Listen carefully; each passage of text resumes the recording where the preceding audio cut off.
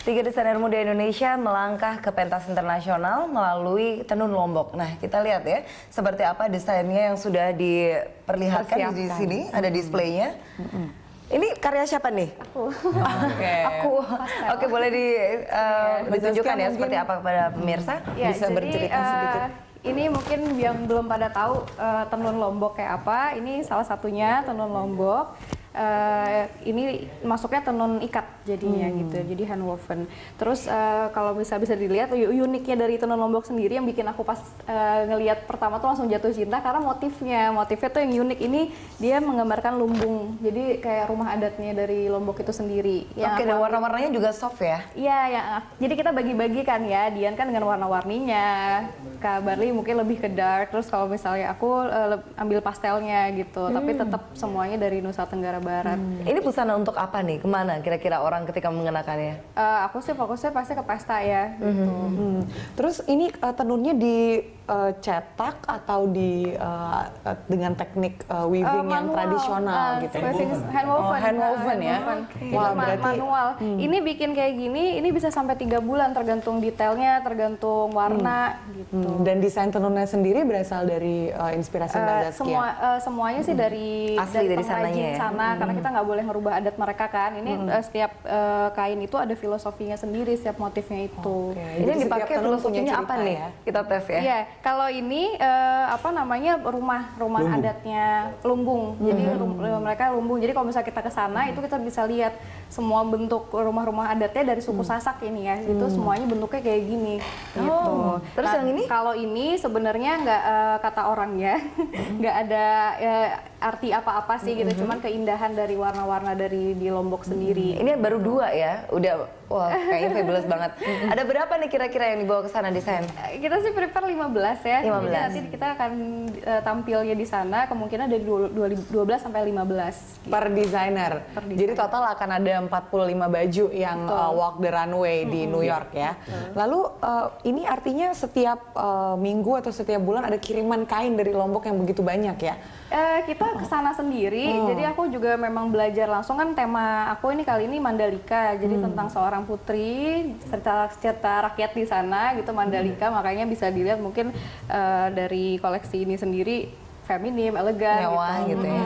Dan ini kayaknya desain-desainnya menyamarkan bentuk badan ya Dias. Siap ya.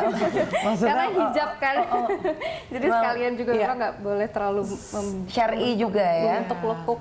Baik. Iya. Sekarang kita beralih ke desainnya Mas Barli nih. Aku pengen tanya, ini terkesan wow banget, nih impresif banget nih. Ada sedikit kesan Eropa ya. Detailnya juga banyak dan Mas Barli mungkin bisa sedikit bercerita ini ada influence apa nih? Ada model coat gitu, tapi ini tetap hijab ya. Kebetulan kan memang nanti pada saat kita akan presentasi kita bertiga itu nanti karena dia nggak ada di sini ya.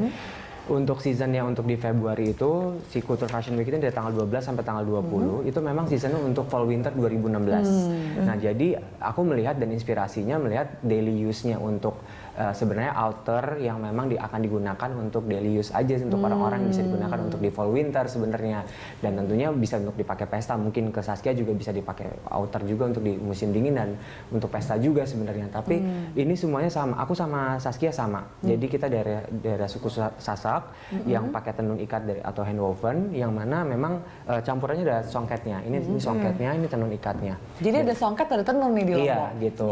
Tapi aku memilih warnanya tetap warna yang kayak earthy, ya betul sekali. Terus warna hitam emas, dan aku juga sepatunya ini aku ukir, bawahnya aku ukir sendiri dari kayu. Wow, ini keren banget nih sepatunya, atasnya transparan gitu. Ini nyaman nggak nih dipakai? Bawahnya dari apa nih Mas? Kayu? Kayu. Aku ukir sendiri dengan bunga-bunga. Itu motif apa tuh Mas yang ada di sole-nya?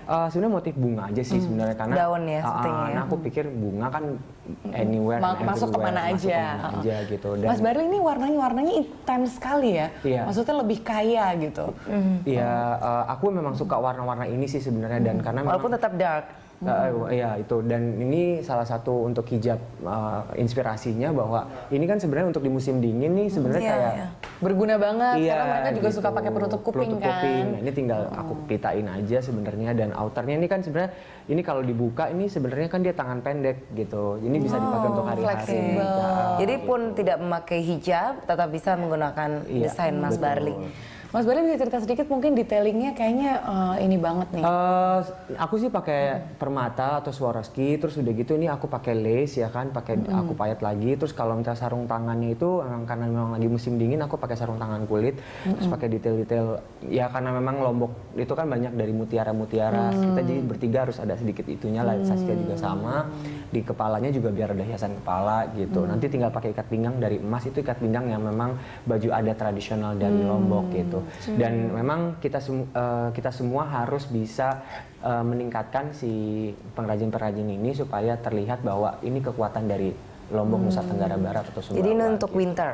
Ini bisa dibilang fall winter. Ya, hijab 2022. kutur nih. Hijab kutur. Hijab kutur banget nih. Benar-benar adi busana lah ya. Adi busana Dan Mas. kuturnya itu yang tadi Saskia bilang bahwa pembuatan itu yang memberikan kesan jadi kutur juga karena satu benang pintalnya itu yang memang sangat nggak Itu yang pakai kayu-kayu itu bukan Iya, sih yang betul harus sekali. dicetek dan 1 minggu aja baru jadi berapa senti Iya, gitu betul. kan? Dan ini benar-benar yang mereka udah kasih penyuluhan ke kita gitu, dan alhamdulillah kita dikasih penyuluhan dan kita bolak-balik itu. Makanya dengan short term ini menurut saya sih kita dapat penyuluhan yang baik sekali dari Ketua Dekranasdanya, dari Pak Gubernur juga, dari tim dari Gubernur Lombok juga, dan kita berterima kasih lah tentunya. Dan ini juga saya mau menyampaikan terima kasih juga kepada Presiden Republik Indonesia karena yang telah memberikan support, dan tentunya juga ada mitra-mitra atau sponsorship lainnya untuk bisa memperkenalkan. Senang sekali ya bisa empower dan mengaryakan pengrajin lokal, memberikan mereka penghasilan yang lebih baik dan sekaligus di waktu yang sama mengiklankan budaya kita menjadi sebuah adi busana dan merge so many cultures. Supaya nanti dari negara luar pun bisa tahu bahwa apa sih yang ada di Lombok gitu kan. Karena kan mungkin mereka cuma melihat kainnya saja, tapi nggak bisa ngerti bikinnya seperti apa gitu, atau jadinya seperti apa. Kayak sekarang nih aku Ini tenun Lombok juga nih? Iya, yang lagi sama dipakai. kayak punya Saskia, warnanya cuman Saskia tuh lebih ke abu-abu putih, aku lebih warna-warna gini. Ini kan sama rumah lumbung gitu. Tapi aku bikin ini jadi pakaian hari-hari aku gitu, dan akhirnya aku let's wear local and let's think global, tapi ya siluetnya Cantik kan sekali hasilnya, memang motif-motif yang di print oleh mereka ya. Iya, betul. Dan kalau level pembuatannya seperti yang diceritakan tadi agak sulit, berarti harganya juga agak mahal ya kalau kita mau beli tapi bukan untuk yang adi busana gitu, misalkan untuk ready to wear atau sehari-hari. Emang Itu bener gimana sih, tuh? kalau untuk per meternya sih ya Lumayan juga. Mungkin nggak yang asli ya kalau untuk sehari-hari ya. Kenapa? Lebih enak yang nggak jangan. asli ya. Justru malah ini yang aku harus kasih tahu bahwa kalau kita memang pencinta gitu kan kain gitu. Kita kalau misalnya sekarang kalau tenun itu kan nggak ada yang di print gitu loh.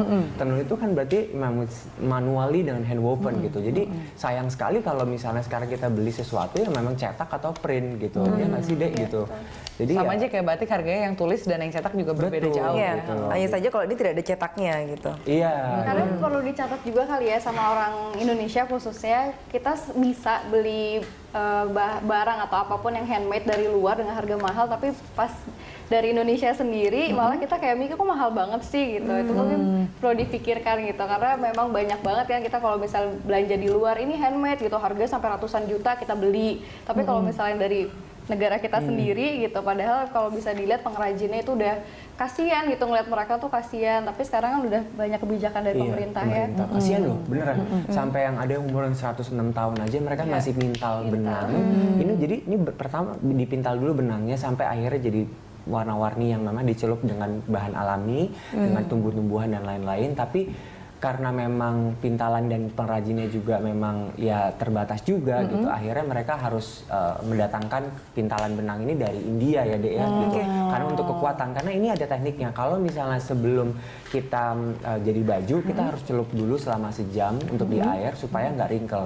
Tapi dengan pintalan dengan benang si India ini itu nggak jadi berbulu, nggak jadi kisut atau apa gitu. Tapi pernah kepikiran nggak sih Mas Barli nanti dengan proses yang cukup lama itu ya, ketika demand untuk desain-desain kalian ini begitu tinggi, bagaimana kalian akan bisa menyuplai untuk konsumen? Ya kita udah pernah ngomong ya Dek ya sama pemerintah daerah setempat Lombok gitu, kita udah bilang bahwa memang kalau ternyata ada demand mereka siap gitu, karena memang tujuannya misinya itu adalah supaya dari luar tuh datang gitu ke Lombok. Dan maksudnya kalau ternyata demandnya di kita bertiga gitu ya, mereka udah harus bisa. Mudah-mudahan misi itu bisa tercapai, sekaligus juga bisa bercerita ya proses pembuatan yang unik dan sangat memakan waktu dan tenaga ini. Betul. Baik Mas Barli dan juga Mbak Saskia, kita masih ada 2 segmen lagi. Pemirsa lanjut akan kembali usai jeda berikut.